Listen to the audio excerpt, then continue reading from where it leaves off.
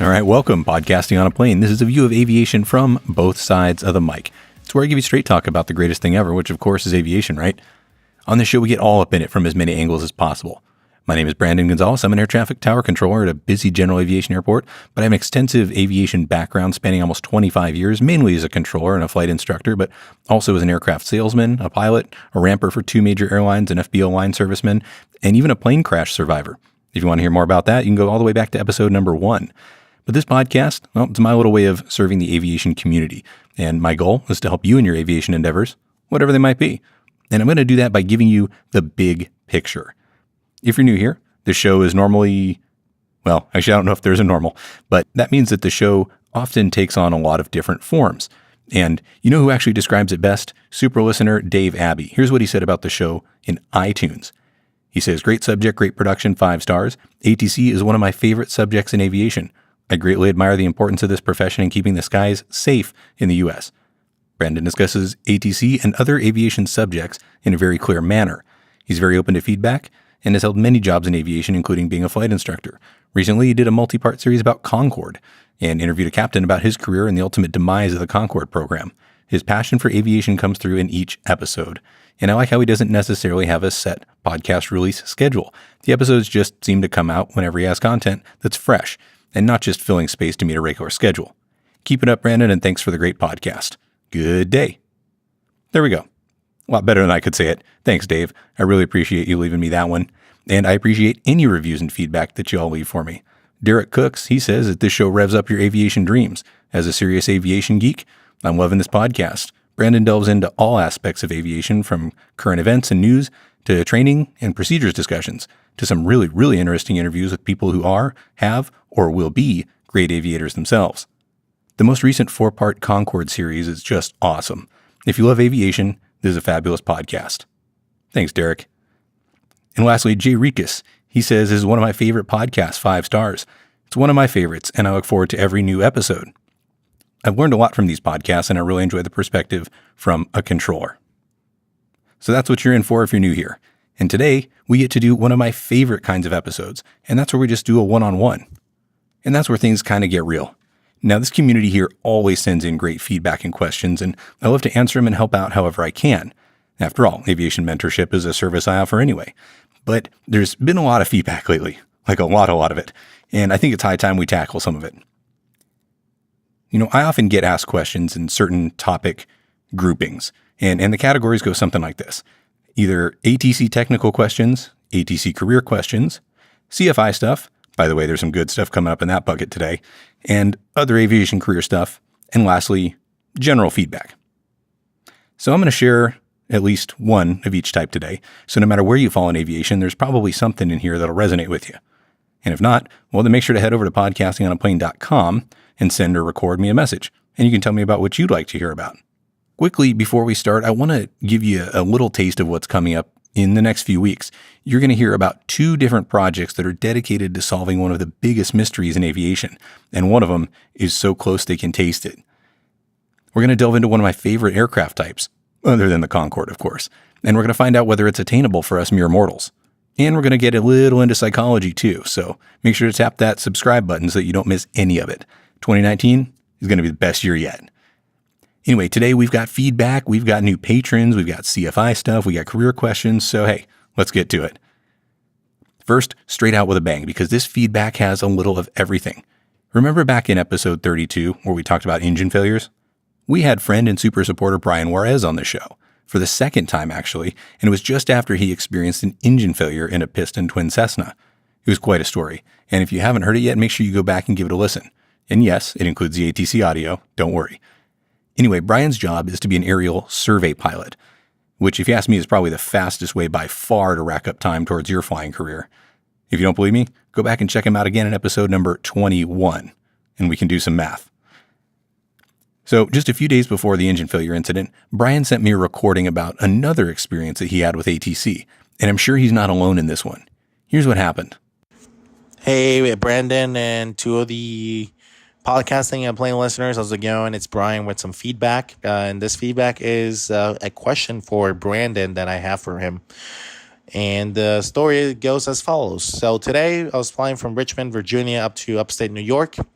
I'm not going to specify where in upstate New York I was flying to because I don't want to mention the ATC facility that I'm about to mention or talk about. So anyways, I was flying up to upstate New York and I was coming up to my descent and I was listening to the ATIS, and the ATIS was calling for an overcast of 2,300. So when I heard that and I was listening to the rest of the weather, so the visibility is fine. It was just the ceiling was 2,300 with an overcast and light winds and stuff like that. So I mentally prepared myself for an instrument approach, for an RNAV GPS approach to the runway that was in use. Now, my surprise came when I contacted the approach controller, and then he told me that I was going to be expecting a visual approach. That completely, caught me off guard because the ceiling to be at 2,300, and then for him to tell me that I am going to be expecting a visual approach, I've just something I've never heard of before. I've never gone through anything like that before, of that low of a ceiling at 2,300 with, marginal VFR conditions and doing a visual approach. But anyways, I kind of went with it, and I, had that gut feeling that it wasn't going to happen, that ultimately at the end I was going to do the instrument approach. So I loaded it up on the GPS and I briefed it, but I just kind of went with this controller's directions and instructions of headings and altitude assignments and stuff like that.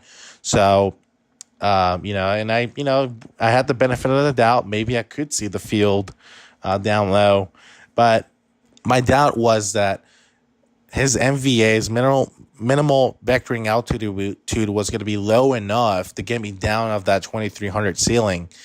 And, I think the elevation around here is maybe around like 200, 500 feet MSL. So that's the elevation around the area here. And I just thought I just couldn't see a way how his MVA was going to be low enough for him to get me down that deck of clouds at 2,300 feet, and then for me to see the airport and then do a visual approach. But anyways, he finally got me on a heading and altitude assignment, so I was assigned. Lastly assigned was 2,500 feet, so 2,500 feet, and he kind of brought me on a right downwind for the runway, and I was 4 miles away. And then that's when he calls out, okay, airport, have your 2 o'clock, 4 miles, report the airport in sight. And I'm like, dude, I'm like still in IMC, I'm like, I can't see the airport. And that's when I happened to find out that his minimal vectoring altitude was 2,500 feet, to my surprise again. So I told him, hey, I'm still IMC, I can't see the field. And then he responds, okay, yeah, my MVA is 2,500 feet. Can't get you any lower, so I'm going to give you the instrument approach. Expect the GPS RNAV runway T2. I'm like, okay, fine. Since I was already expecting that, I, had that as a backup. I had it briefed, so it wasn't a big deal. I just activated on the GPS, flew it, get down. And when I shot the instrument approach, the ceiling was indeed around 2,300 feet or 2,200 feet, I think. That's when I broke out of the clouds, and that was where the bases were. But everything happened to work out just fine. I landed, and then I taxied, and everything was fine. But my question for you, Brandon, is speaking in this kind of situation that I got myself into, or the controller got myself into, I should say. Is there any specific weather requirement for controllers to use visual approaches for an airport, or is it controllers' discretion? Because usually when I see controllers use visual approaches is when the weather is better than 5,005, and the meaning of that is when the weather is better than the ceiling is better than 5,000 and the visibility is more than 5 miles. That's usually when I see visual approaches being used by controllers. But like I said, my question is that the requirement, or is there a specific requirement, or is it really up to this controller's discretion and for them to use? So hopefully you'll get to answer that question for me. Keep it up with the shows. I'll keep loving the content you're making, and love being part of the podcasting and plane community, and look forward to your response. And thanks for everything. Bye. Now, I know from firsthand experience that it's usually the other way around, right? Pilots are requesting the visual when conditions are marginal, trying to get the visual in order to shave a couple minutes off the schedule. I get it. But just like every time we talk about pilots and ATC and that whole relationship, this goes both ways. So I sat down to answer Brian's question, but I actually felt a little out of line since even though I'm a controller and I know the rules and I've been to radar school, but I don't actually work radar now every day. But luckily I know the perfect person to tell you all about it who does. All right, RH. So we're both controllers, but you work radar and I don't. So I figured this was the perfect question for you. So when Brian said that he kind of knew that it wasn't going to work out, but maybe, I can just picture in the radar room on the display, it says the ceiling is such and such at XYZ airport. So by just some little smidgen, maybe 100 or 200 feet, visuals would still work. And most people prefer the visual. So I kind of visualize maybe the controller like trying to help him out, give him the visual instead of going all the way out for the ILS. But then Brian didn't really think that was going to work and, it was right on the line. So I figured, hey, if there's anybody I can defer this question to, it's you, man. So what do you think? So good question. And I can see the reason for his anxiety. Maybe he'd been to this airport before and knew that those numbers didn't quite make for a very big comfort margin in terms of breaking out of the clouds, setting yourself up for visual conditions, which is a transition when you get out of the clouds, seeing the airport and setting up for a visual approach. So first tip is if you feel that's going to be too close or not put you in an opportunistic way to see the airport, say, hey, we're requesting the GPS 22. Control would have started vectoring him to a T-fix or given him a heading immediately. Done. No issue. It seems like he spent a little bit of time being concerned, and that really doesn't seem necessary in my opinion. The second thing is no, there's no hard, fast 5,000 and 5 mile rule. The rule is actually that for visual approaches to be advertised, and I'm distinguishing advertised versus actually cleared for visual. For them to be advertised, the cloud height would have to be above the minimum vectoring altitude of at least 500 feet between the two. So we'll use, in his question, he said it was between 200 and 500, maybe because he doesn't want to throw the controllers under the bus. I understand that. If the field elevation were 200 feet and the advertised ceiling was 2,300, that means that the clouds were at 2,500 feet MSL. If their minimum vectoring altitude was 2,500 feet MSL, the clouds would have had to be at 3,000 feet MSL or 2,800 feet above the ground for him to have been legal. So maybe it's possible that the weather was just now deteriorating and they were still running visuals from earlier in the day that were working fine. He could have just had an arrival that just squeaked under. But if the math you're saying on the question is correct, then they should not have been advertising the visual approach. But again, if that's the case and the ceiling is too low, speak up like you did. And in your case, you got vectored for a different approach and it worked out fine. So don't spend that time being anxious. Speak up and tell them you want an approach. And that could be a good way for them to get clued in like, hey, most guys want the visual. Why are they asking for an approach? Wait a second. This isn't going to work anymore. We don't have the legal weather. So it could have been resolved that way. It sounded like it worked out for you, but I think I picked up on most of his question there. Yeah, no, that was perfect. And I think the question of is there a specific number of how different it has to be between the ceiling and the MVA. And, I think we all know it's right around 500 to advertise it. But then again, we all know that clouds are not perfectly linear on the bottom and the ground is not perfectly linear. And the MVA, well, that changes too. So right. Yeah, you're right. Some guy might have just made it in just fine. And who knows? He could have been lying. We know that happens, unfortunately. But, for the controllers to get clued into the fact that it's maybe deteriorating and not going to work anymore, well, people have to start not making it in. So if Brian, for instance, was the first aircraft not to make it in and have to go out for the full ILS, then the controller is probably, and correct me if I'm wrong, going to be sitting there thinking, okay, maybe I'll try this again, maybe I won't, or I'll advise the next guy behind him, hey, previous arrival didn't quite make it in. We got him down to this and he didn't see it. And would you like to go out for the full ILS or you want to try the visual, or maybe just send him out there? What do you think?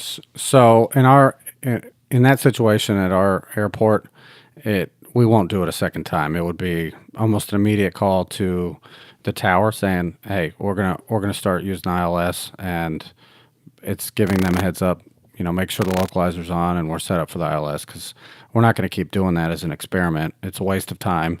If they're not breaking out, they're not breaking out. The other scenario is much better. If you're advertising approaches, ILSs or GPSs, and they're not necessary because they're breaking out really early, then great. Nobody loses. But to vector somebody, in his case, 4 miles away from the airport, which is really close, you're betting on them seeing the airport. You don't have any other outs. If you're vectoring for an ILS, say 10 or 15 miles out, and they said, "Oh, we broke out, we have the airport," well, great. Cleared visual approach, contact the tower. Everybody wins, and you weren't set up for failure. Does that make sense? Absolutely. No. And I'm of course, I'm glad to know, and I bet Brian will be too, and any pilot listening, that this isn't, you're not playing games and trying and practicing. If No. one doesn't do it, you're just, okay, there's your answer. We're going to the ILS from now on. Yeah, and it doesn't save us any time if we're betting on the fact that you might break out of the weather, and then we have to vector everybody back out. It's double the work, double the time, and really unnecessary. Nobody would win in that scenario, so it's not something we practice. Exactly. But good question. Thank you. Awesome. Well, couldn't have said it better myself. RH, for those of you who don't already know, is the host of Opposing Bases Air Traffic Talk podcast. Him and co-host AG, they keep it strictly air traffic. So if you want a little more straight ATC, make sure to go check them out. And for a little taster before you go, episode 27 of this show is entitled The Great East-West ATC Throwdown. And it was a collaboration we did. Well, there's half of one. The other half of our recording is on their show. Same episode name, different number. So you have to go over there to hear it anyway. Moving on. A little feedback here from Hotel Mike. The subject is called Great Concord Week Episodes. He says, "Hi, I love the Concord Week series you did with Sir John Hutchinson. The episodes were gripping and a lot of fun to listen to. To follow up from an earlier feedback I'd sent in about flying in ground effect, I finally got around to doing this with an instructor, and it was a good experience. Then I ended up having some free time and crammed my glider rating in over the holidays as well, and a ground effect demonstration in sailplanes was most eye-opening. I would encourage your listeners to do at least a few flights in gliders. It's instructive and a lot of fun. Hope you're faring well during the shutdown, and I'd love to know how the pilot community can help our ATC facilities. Sincerely, Hotel Mike." Hotel Mike was one of the first people that ever sent me an audio message on the SpeakPipe widget that pops up anytime you visit podcastingonaplane.com. Back in episode 29, he did that, and he mentioned that he listened to an even earlier episode, and that was what he was referring to. It went something like this. "If you were my student, here's what we'd be doing. You've probably heard of or maybe even practiced that maneuver where you fly down the length of the runway in ground effect. That's usually the CFI's first go-to stop. And the maneuver is really good. It more or less forces you to recognize ground effect, and that's fine. But it actually misses a couple of points, and primarily the one you said you need, which is the feel for the transition. There is a way, though, and what I have my students do is basically a soft field takeoff procedure. Now, a little background for you. This usually comes in the second phase of training after you solo, but sometimes bringing a version of it in early can help. Now, during a soft field takeoff, you're simulating takeoff on a surface that you don't want the nose wheel to contact for very long, like wet grass. You lift the nose wheel off the ground as soon as airflow over the horizontal stabilizer and elevator is sufficient to lower the tail, and therefore raise the nose. You do something of a wheelie down the runway, balancing on the mains until the airplane's ready to fly. But it's still in ground effect. And then you keep it in that effect until sufficient airspeed is achieved to fly away safely. The maneuver basically mimics the landing flare, but during takeoff, albeit with a different flap setting. So the teaching technique I'm talking about is, I've used this with great success, actually. It's basically the same, but we're not going to be actually taking off. And for students who haven't reached stage 2 of their training yet, the technique I'm about to describe can often be really helpful. And here's what we do if I was your instructor. First, we'd pick an airport with a nice long runway. We'd ask the tower or advise the common traffic that we want to do a high-speed taxi. And I have my students line up on the runway, configured for landing though, trimmed a little bit nose up, flaps down, just like we talked about, and then add maybe 3/4 power and accelerate to just under liftoff speed as we go down the runway. The elevator is going to become effective enough to raise and lower the nose wheel off the surface of the runway and then set it down again. I have the student raise the nose and tell me when the nose wheel is off the ground. When they set it back down, I have them tell me when the nose wheel is back on the ground. And I have them feel how the pedals change feel when the nose is in contact versus when it isn't. Show me paint the fence. Up, down. The amount of elevator pressure required is nearly the same as for the landing flare, and the sight picture is spot on too. So we just go down the runway, lifting, lowering, nose up, nose down, right? Up, down, up, down. As the end nears, we slow and exit the runway wherever the tower tells us to do so. Do this a few times and your muscle memory is going to be honed perfectly for setting up the ideal flare. A few words of caution, though. In addition to the usual disclaimer at the end of this podcast, I want to specifically add that this needs to be done with an instructor or safety pilot, as appropriate, who's familiar and comfortable with operating the aircraft this way. If there's a crosswind present, it can make for good training, but a gusty wind might mean that this isn't a good day to do this. The speed needs to be kept under control, too. The point is to achieve a speed where you can raise and lower the nose, but not actually take off. This is a little bit easier in some airplanes than others, and as excited as you'll be that you're finally getting the hang of this landing thing, always keep track of how much runway you have left and know when it's time to stop. And lastly, make sure the tower and other traffic in the area know full well what your intentions are. If you want to hear all the lead up to that, go back and check out episode number 24. Again, the name of it was called ATC Battle and Making Better Landings and Better Approaches. And if you want to leave me an audio message or feedback just like he did, you can click on the widget on the screen on the website. Every time you go there, it pops right up, and it even works on your smartphone. It'll record up to 90 seconds of feedback, so if what you have to say is short, well, then that's the way to go. And if you want to do a longer one, your phone probably has a voice recorder app of some kind, so you can always use that to record whatever you want, and then email it to brandon@podcastingonaplane.com. All right, next we have an interesting one, and it's from a guy, well, not just a guy, a doctor, and his name's Eric Fine. And he says, I wanted to say I greatly enjoy your podcast. I'm a flight surgeon and aerospace medicine specialist and family medicine trained doc, and I work as a flight surgeon at an Air Force base on the East Coast. I drive 2 hours a day for a commute, so I have a lot of time to listen. And I also fly a well-equipped Mooney M20F, so GA and big airplane flying is ingrained in me. I recently listened to the Concorde podcasts. They were great, and it took me back to my senior thesis at Michigan before I decided to go into medicine. Flying is my first love. At that time, I worked with a professor named Homer Neal, who was integrated to science, business, and government. Anyway, I've attached that thesis to this email, and I thought it might be something you'd be interested in as you're a huge Concorde fan. It's more about how the U.S. didn't develop one, but that the Europeans did. Also, as a specialist in aerospace medicine and as a family medicine doc, I'd be more than happy to help in any way I could regarding medical items for your podcast. Happy holidays, and thanks for the great podcasting. Eric. Now, I read this thing, and it's pretty cool. And as a matter of fact, I think it's something we're going to explore a little further, if you know what I mean. But I have to figure out how to do it. So again, make sure you're subscribed so you don't miss it. Our next little bit of feedback comes from Anthony Hoots, and his subject is already a pilot, but dreaming of being ATC. His message says, Hey there, I've enjoyed your podcast and found you while listening to Max Trescott. I'm a commercial single-engine pilot with about 820 hours, currently racking up Cirrus hours flying for a good company near Raleigh, North Carolina.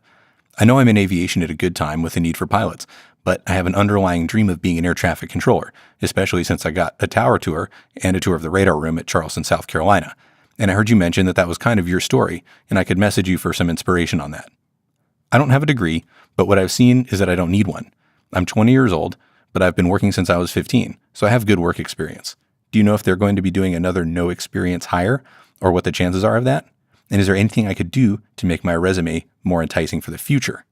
What kind of pay could I expect to start? Thanks for your time, Anthony. All right, Anthony, thanks for sending this in, because first off, you sound like quite a go-getter. I mean, really, you're 20, and it seems like you're off to something of an incredible start for someone your age.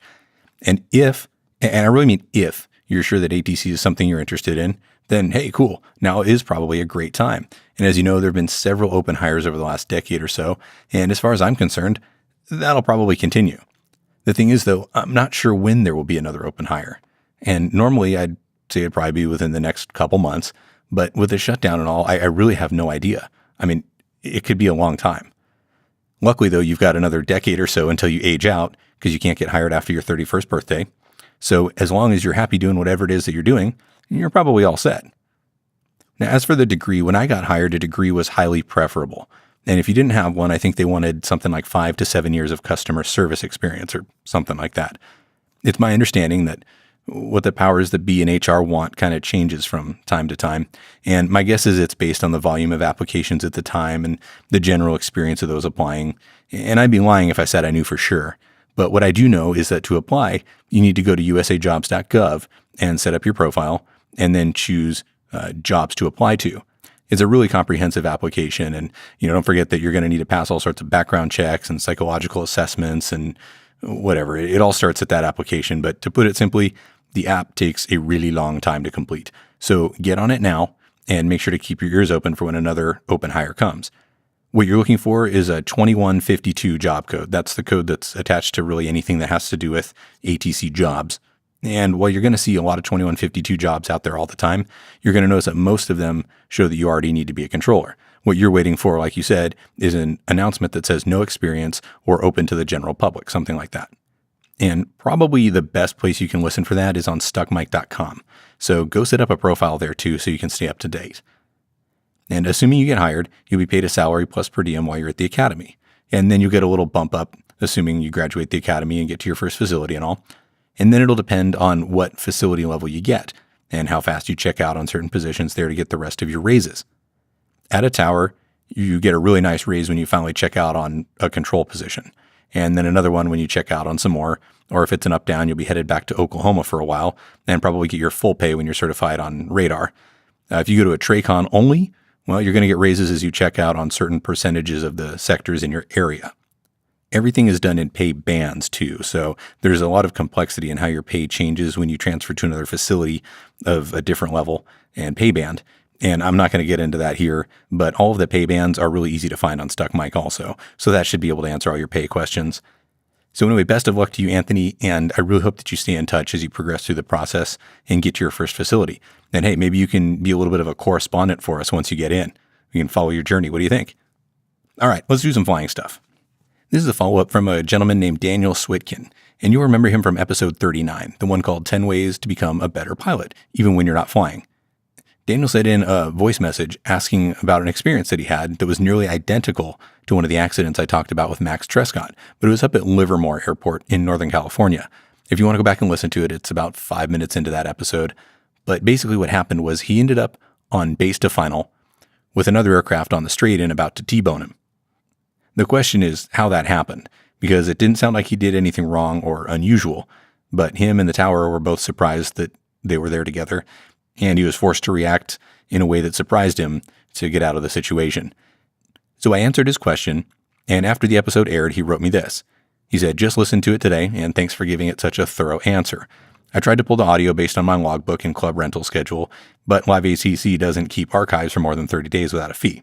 It's an interesting possibility that I turn base either early or late.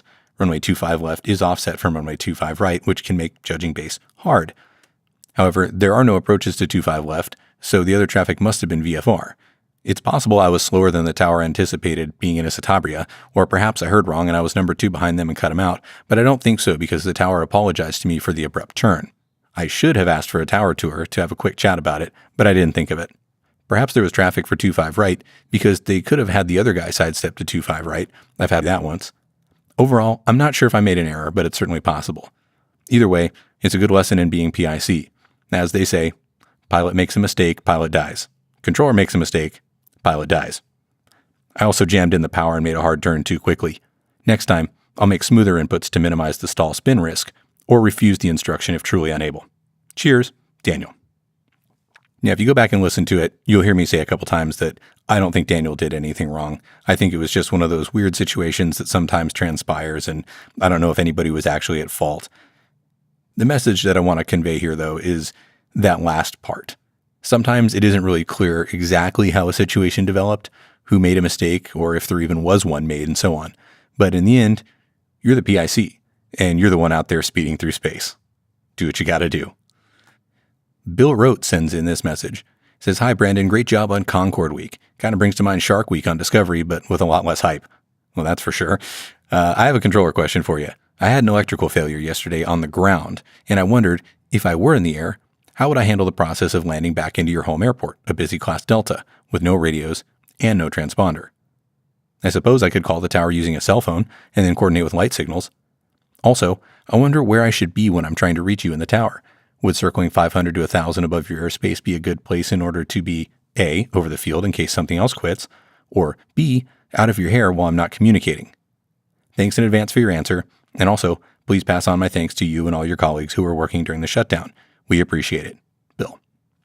Well, I couldn't wait to share this one because, Bill, that is a great question. And don't worry, I'll spare you all the CFI ground lesson stuff about lost comm procedures from the AIM and so on. But let's attack this from the perspective you asked, whereby you have a cell phone. And remember, those did not exist when a lot of these rigs were written, and we can't assume that everybody has one, or has a charged battery, or even has cell service. But I've worked an airplane with no radio into my airport more than once on the phone. And it was actually pretty cool, since I could actually talk to them just like on the radio. It really made the whole thing a complete non-event. Assuming you have a phone and the phone number to the tower, you wouldn't really need to circle above because you probably would have called me 10 miles out, maybe more, just like normal. And if there's an aircraft circling right overhead, well, yes, that will certainly get my attention, and I'll try broadcasting to you in the blind, and then I'll probably try broadcasting to you on 121.5. But if I hear nothing back, or you don't rock your wings or something in order to acknowledge, well then yeah, I'll definitely try the light gun. Now, it's nice that you're right above me from a traffic perspective, yes, but I'm worried that you might not see the light. If you determine the flow of traffic from there, though, and start descending into my pattern, I'll just start working the traffic around you and then give you the green light when you're number one. But back to the cell phone thing, because that's the fun part here. It's pretty cool that now headsets are often Bluetooth enabled and that system would operate separately from the aircraft's power supply. So if you had an electrical failure, you could still talk to me that way. Or good old-fashioned shove the iPhone under your headset trick, but you'll still need the phone number. So how are we going to get that?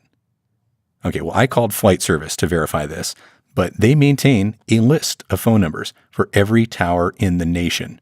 And they also have an impressive list of other contacts at the airport too, due to their search and rescue coordination duties. The briefer told me that as long as it's not an unlisted number, that they'll happily give it out. And something tells me that if you were in an emergency, they might give you an unlisted number too. But I digress. The point is, if you have cell service, you can call flight service, which we all know the number to, and get the right phone number for the facility you're trying to reach, which is a pretty incredible resource if you ask me. So Bill, I hope that answers your question. And it actually reminded me of an episode of Aviation News Talk with friend of the show Max Trescott, where a team of controllers were able to text message a pilot who was trapped above the clouds with an electrical failure. And they basically texted him towards VFR weather. It's an incredible story. It won an Archie League award. There are videos on YouTube about it. I'll try to link one in the description. But it was episode number 87 of Aviation News Talk with Max if you want to check that out too. All right, for those of you that are still here, I know you're the ones who really love aviation and you're in good company because it's high time we welcome some new Patreon patrons to the community and recognize and thank them for helping the show out and for making this whole thing viable. If you're interested in becoming a patron of the show where you pledge a couple bucks per episode, head over to patreon.com/podcastingonaplane or podcastingonaplane.com/support to learn more. You get a shout out on the air and access to some extra content that doesn't always make it into the main show. And plus, you get new episodes before they go out to the public. And for higher level patrons, you get a little one-on-one time with me so that I can help you out in your aviation endeavors more efficiently. The first guy that deserves some recognition is Slade Evans. In addition to having a really awesome name, he sent me a really nice email note too with his pledge. And it says, I'm a 40-year-old student pilot just about ready for the private pilot check ride on the long road to my second career as a CFI. I know your content's not instruction, but I'm learning quite a bit, and I look forward to many more episodes. I found your podcast a few weeks ago, and I thought your insight as an instructor, pilot, and controller turned a good discussion into a great one. After listening to 2 recent episodes of your show, I enjoyed it so much that I started from the beginning, and I'm about halfway through the backlog. I just wanted to take a minute to thank you, and I hope my small Patreon contribution will help keep your show going. My favorite aspect of your podcast is your breadth and depth of experience, which allows you to discuss aviation from so many different perspectives. I appreciate the importance of seeing the big picture while operating in the NAS, and I think your approach to this podcast does an excellent job of exposing pilots to the big picture of aviation. Thanks for what you're doing and keep it up. Slade in Austin.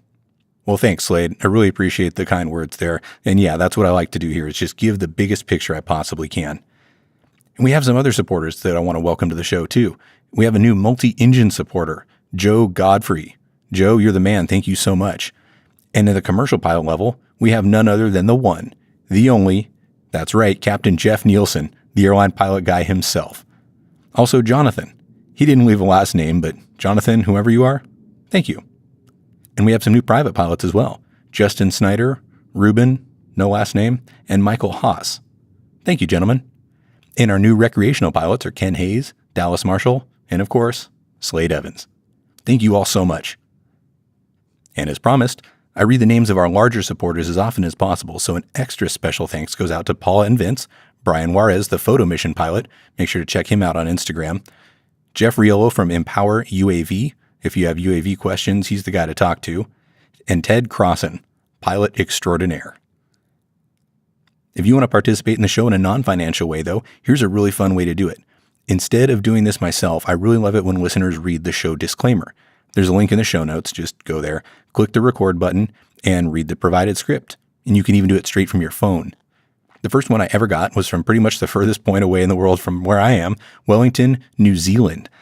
He had his going within about an hour, and I played it about 2 episodes back. I can't wait to hear yours. And if you're flying by, a VHF shout-out. Those are my favorite. And those go right at the beginning of each show when I have them.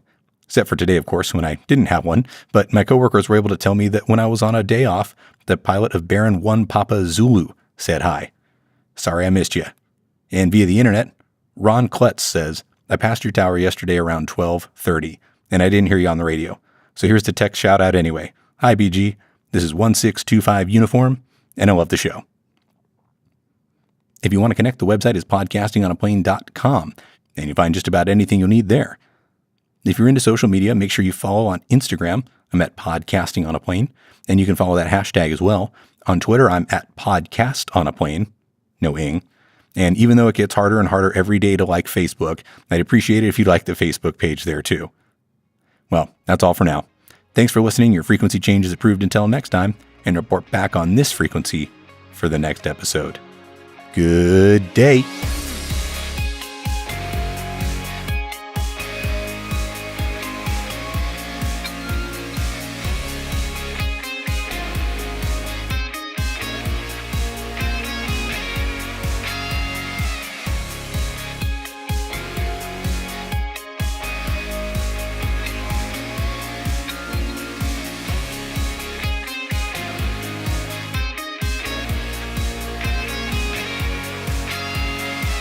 The Podcasting on a Plane podcast is presented for entertainment purposes only.